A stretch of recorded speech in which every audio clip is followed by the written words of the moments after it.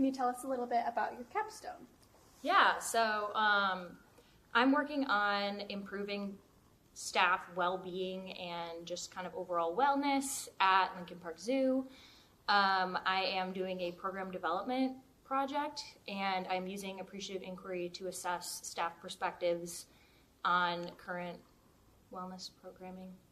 How did you get into this capstone? So I've always loved coming to the zoo, and in our initial interviews, when I first got into the program, we sat down with Paula at the time, and she said, like, close your eyes and imagine, like, your ideal capstone experience. Like, what are you doing?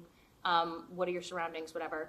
And I was like, if I could be, like, with animals at, like, the Shedd Aquarium or at the zoo, whatever. And then they said, oh, my gosh, well, Zhenya's at the zoo. And I said, oh, my God, perfect. I'll do whatever they want. So, yeah, now I'm working with HR and helping zoo staff.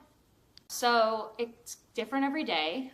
In the initial phases of my capstone, I was doing a lot of like environmental scans and like context gathering, where I would shadow zookeepers in different areas and assess like their day-to-day and just kind of start building rapport to promote engagement in my project.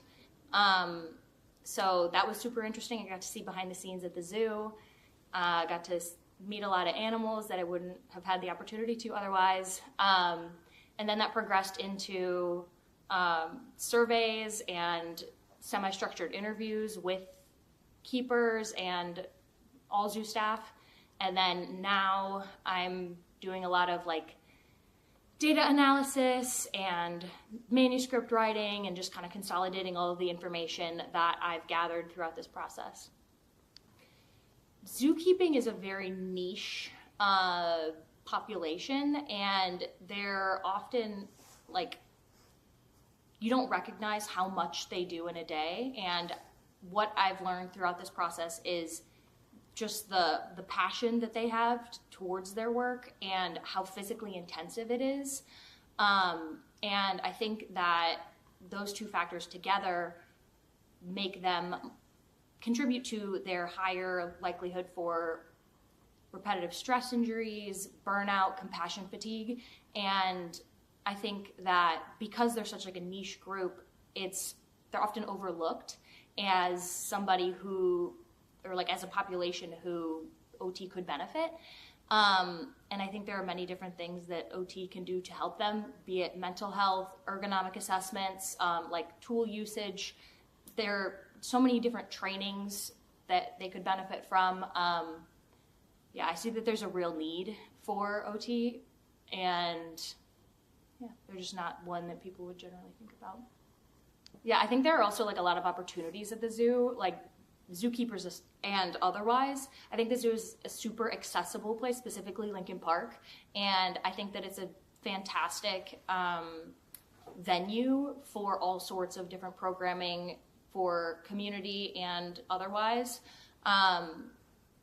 Especially here, they're so family focused that the age populations, there's a whole accessibility, like director of accessibility, and the zoo has accessibility specific programming, which is especially rare. Some cultural institutions have programming that is adapted to be accessible, but Bill Green at the zoo tailors and designs the programming to meet the needs of individuals in the disability community.